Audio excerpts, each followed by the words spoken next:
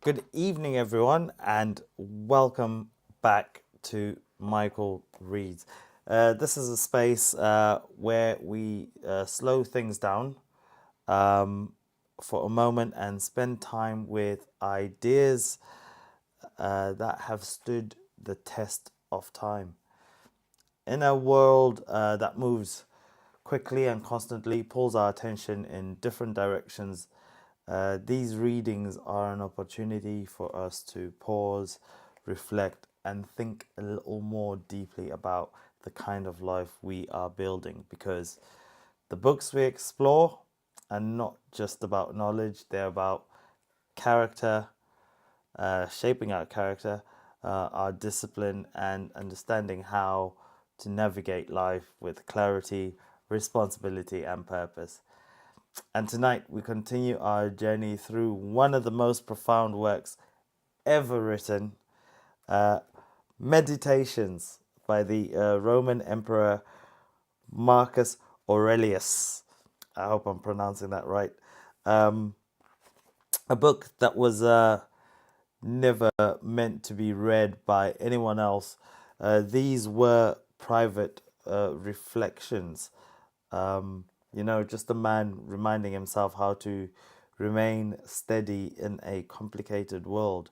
And today, we get to reflect on these ideas together. And before we begin tonight's reading, I want to start with a simple question. Who shaped the person you have become? Um, not just your career or your interests, but your character, the way you behave under pressure, the way you treat people, the way you approach responsibility. Because when we look closely at our lives, we often realize something important. Much of who we are was influenced by the people who came before us. And that is exactly where Marcus Aurelius begins in Meditations. The first book of Meditations is not really philosophy yet. It is something much more personal. It is Marcus Aurelius reflecting on the people who shaped his character, his teachers, his family members, his mentors. And instead of simply thanking them, he carefully records the virtues they demonstrated. And before we dive in, I want to invite you to pause and reflect with me as we explore these timeless lessons. Take a moment to think about each idea, how each idea can apply to your life.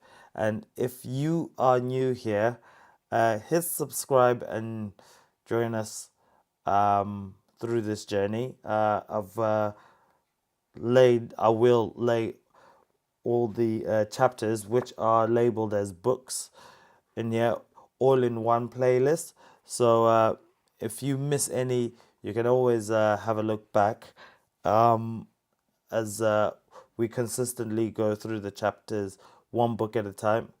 And while you're watching, I'd love you to hit the like button if you find these lives useful to you and they help you shape you to the person you'd like to be. Share your thoughts in the chat. Uh, which passage resonates most with you, or which lesson can you apply immediately? Your reflections don't just enrich your own understanding, they help everyone here grow alongside you. So let's read, reflect, and start building stronger character together. Meditations. By the way, I purchased this copy of the book on Amazon. Doesn't cost much. Um, Probably, yeah, it doesn't cost much. So if you can, grab yourself a copy so that as we go through these readings, you can read along with me. Highlight if I've made any mistakes, or if there's anything that you don't understand, you can always go back to your copy and yeah, and just reread it. Uh, as you can see, it's a fresh read. So let's get into it. Book 1.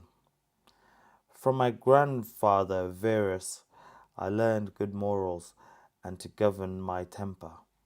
From memory and the reputation of my father, modesty and a manly character. From my mother, belief, generosity, and abstinence, not only from evil deeds, but also from evil thoughts, and further, simplicity in my way of living, far removed from the habits of the rich.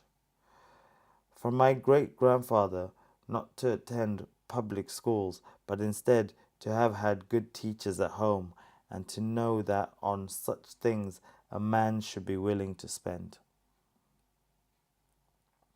From my governor, neither to be in favour of the Green nor the Blue party, to be neutral and free from bias. From him I also learned the endurance of labour, and to want little, and to work with my own hands, not to meddle with other people's affairs, and not to listen to slander.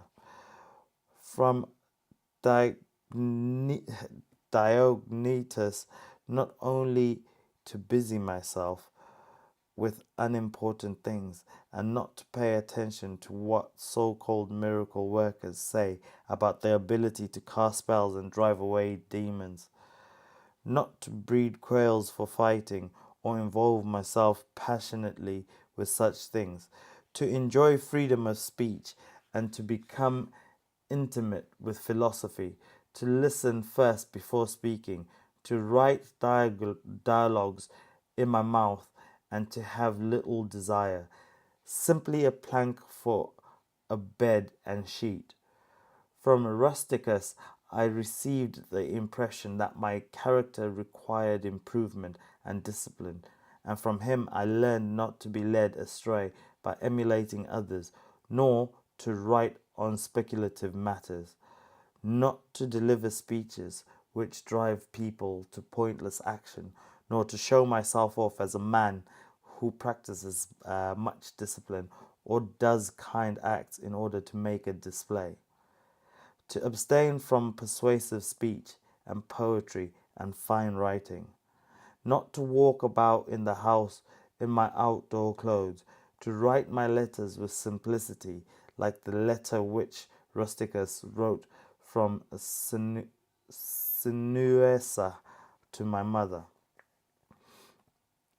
With respect to those who have offended me by words or done me wrong, to be free of anger as soon as they have shown a readiness to reconcile. I read carefully, and not to be satisfied with a superficial understanding of a book, nor to hastily give my approval to those who talk too much. I'm indebted to him for being acquainted with the discourses of uh, Epic- Epictetus, which he communicated to me out of his own collection. From Apollonius I learned freedom of will and undeviating steadiness of purpose, and to look to nothing else, not even for a moment, except to reason, and to be always the same, even in sharp pains, on the occasion of loss, or in long illness.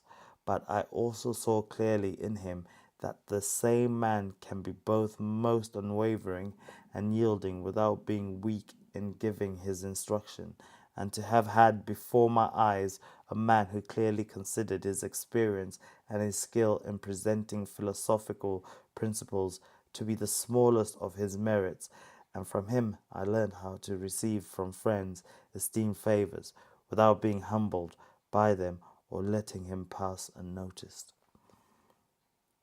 From Sextus, a kind character and the example of a family governed in a fatherly manner, and the idea of living comf- conformably to nature without consideration. He had the power of readily accommodating himself to all, so that communication with him was more agreeable than any flattery, and at the same time he was most highly respected by those who associated with him, and he had the faculty both of discovering and ordering, in an intelligent and methodical way, the principles necessary for life, and he never showed anger or any other passion, but was entirely free from passion, and also from affectionate, and also most affectionate, and he could express approval without noisy display, and he possessed much knowledge without pretension. From Alexander the grammarian, to refrain from fault finding, and not in a disapproving manner scold those who utter false words or strange sounding expressions, but to introduce the very expression which should have been used, and by way of answering or giving confirmation, to join in an inquiry about what was said, not about the word. From Fronto, I learned to observe what envy and duplicity and hypocrisy are in a tyrant, and that generally those among us are rather deficient in fatherly affection. From Alexander, to form platonic relationships, not frequently or without necessity, express that I have no leisure, nor to neglect duties required by alleging urgent occupations. From Catullus, not to be indifferent when a friend finds fault, even if he should find fault without reason, but to try to restore him to his usual disposition, and to be ready to speak well of teachers, and to love my children truly. From my brother Severus, to love my family, and to love truth, and to love justice, and from him I received the idea of a civil process in which there is the same law for all, a process administered with regard to equal rights and equal freedom of speech, and the idea of a kingly government which respects most of all the freedom of the governed. I learned from him also consistency and undeviating steadiness in my regard for philosophy, and a disposition to do good, and to give to others readily, and to cherish good hopes, and to believe that I am loved by my friends, and in him I observed no concealment of his opinions, which with respect to those who he condemned, and that his friends had no need to wonder what he wished or did not wish, it was clear to see. From Maximus I learned self-government, and not to be led aside by anything, and cheerfulness in all circumstances, as well as in illness, a just and moral character mixed with sweetness and dignity, and to do what was set before me without complaining. I observed that everybody believed that he thought as he spoke, and in all that he did, he never had any bad intention, and he never showed amazement and surprised, and was never in a hurry, and never put off doing a thing. He was never confused or depressed. He never laughed to disguise his vexation, and he was never passionate or suspicious. He was accustomed to do acts of kindness, and was ready to forgive, and was free from all falsehood, and he presented the appearance of a man who could not be diverted from doing right. I observed too that no man could ever think that he was despised by Maximus, or ever venture to think himself a better man. He had also the art of being humorous in an agreeable way. In my father, I observed mildness of temper and an unchangeable resolution in the things which he had determined after due deliberation, and no excessive pride in those things which men call honours, and a love of labour and perseverance, and a readiness to listen to those who had anything to propose for the commonwealth. An undeviating firmness in giving to every man knowledge derived from experience of various occasions through vigorous action. And I observed that he had overcome all childish passion, and he considered himself no more than any other citizen, and he released his friends from all obligation to attend with him when he went abroad, and those who had failed to accompany him by reason of any urgent circumstances always found him the same.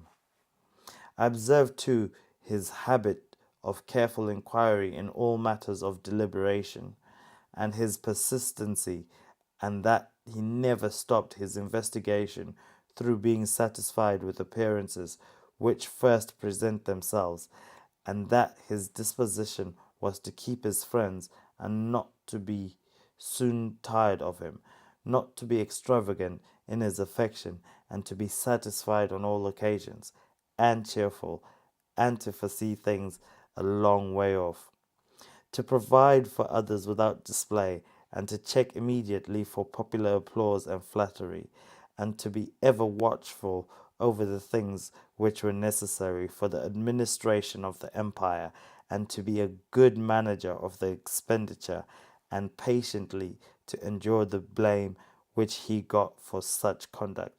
And he was neither superstitious with respect to the gods, nor did he court men by gifts or by trying to please them or by flattering them.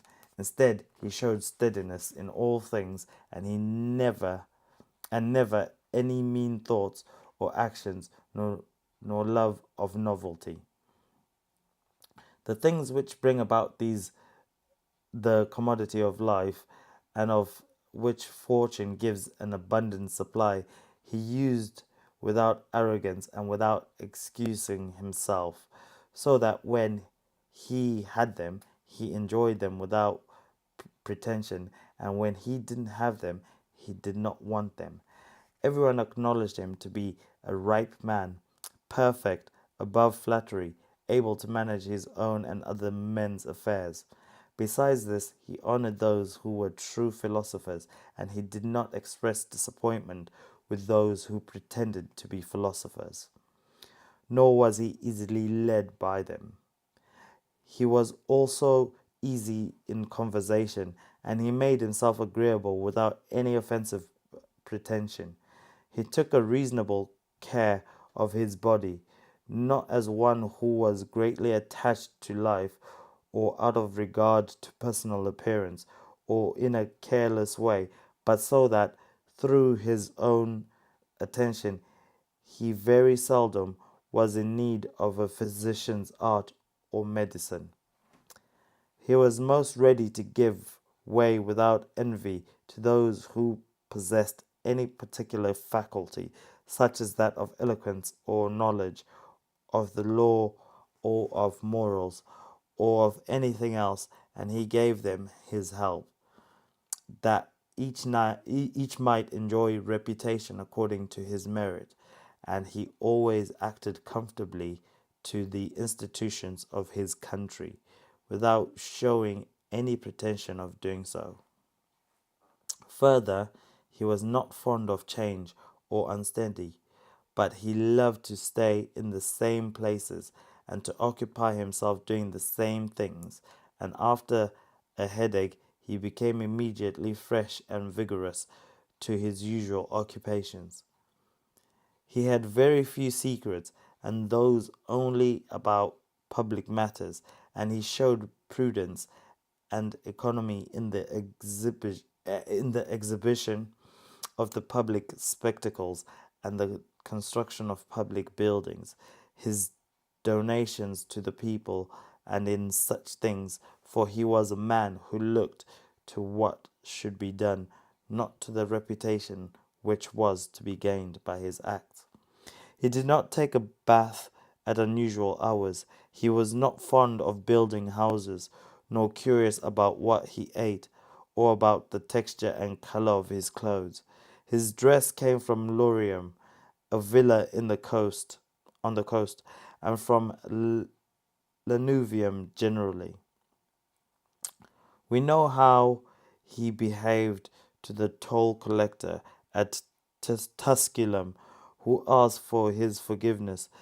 There was in him nothing harsh or unreasonable or violent, or, as one may say, anything carried to the sweating point, but he examined all things carefully as if he had abundance of time and without confusion, in an orderly way, vigorously and consistently. And it can be applied to him that which is recorded about Socrates, that he was able both to abstain from and to enjoy those things which many are too weak to abstain from and cannot enjoy without excess, but to be strong enough both to reject that which should be and to be sober is the mark of a man who has perfect and invincible soul. To the gods I am indebted for having good grandfathers, good parents, a good sister, good teachers, good associates, good kinsmen and friends, nearly everything good.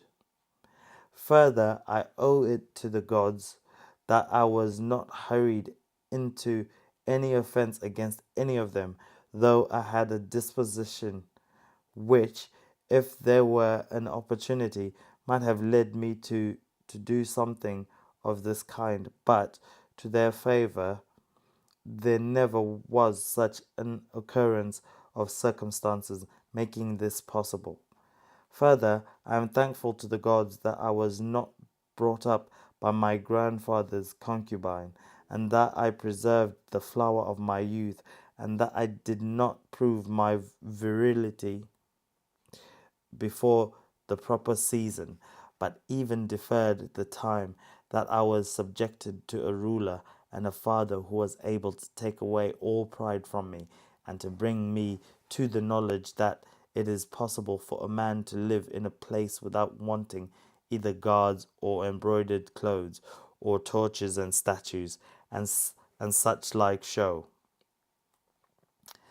It is in a man's power to bring himself very near to the nature of a private person, without being mean in thought or lacking care in action, with respect to the things which must be done for the public interest in a manner that suits a ruler. I thank the gods for giving me such a brother, who was able by his moral character to rouse me to vigilance over myself, and who at the same time pleased me by his respect and affection, that my children have not been stupid nor deformed in body, that I don't require more proficiency in rhetoric, poetry, and the other studies, in which I should perhaps have been completely engaged, as I had seen that I was making progress in them, that I made haste to place those who brought me up in a position of honour, which they seemed to desire, without putting it off with the hope of doing it some time later, that I received clear and frequent impressions about living in according to nature and what kind of a life that is, so that so far as the gods and their gifts and help and inspirations, nothing hindered me from living according to nature, though I still fall short of it through my own fault, and through not observing the warnings of the gods. I may almost say their direct instructions that my body has held out so long in such a kind life, and that after having fallen into sexual passions, I was cured. And though I was often out of humor, I never did anything of which I had reason to regret. And although it was my mother's fate to die young, she spent the last years of her life with me, that whenever I wished to help any man in need or any other or on any other occasion, I was always in a position to do so, and that I never needed the favor returned, that I have such a wife, so obedient and so affectionate and so simple, that I had an abundance of good masters for my children, and that remedies have been shown to me in my dreams, and that when I had an inclination for philosophy, I did not fall into the hands of any particular teacher, and that I did not waste my time on writers of history or in the discussion of assumed prepositions, or occupy myself about the appearance of heaven, for all these things require the help of the gods and fortune.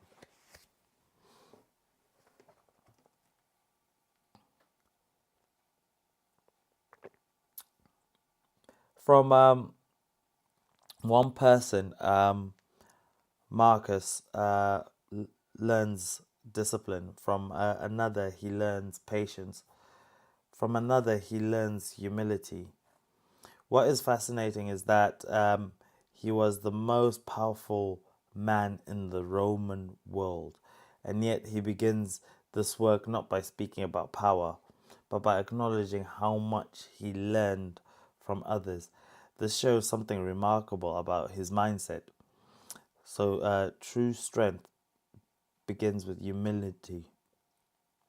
When we look at our lives today, it becomes clear that the same principle still applies. Character rarely appears overnight. It develops slowly through the examples we observe. A disciplined parent, a reliable friend, a teacher who values truth, a colleague who honors their commitments. These examples quietly shape our standards. One thing I always try to emphasize here on Michael Reeds is that our lives are built on a few fundamental pillars: health, responsibility, relationships, financial stability, and discipline. But those values don't appear randomly, they're usually learned from someone who showed us what it looks like to live with integrity. So here is something worth reflecting on tonight.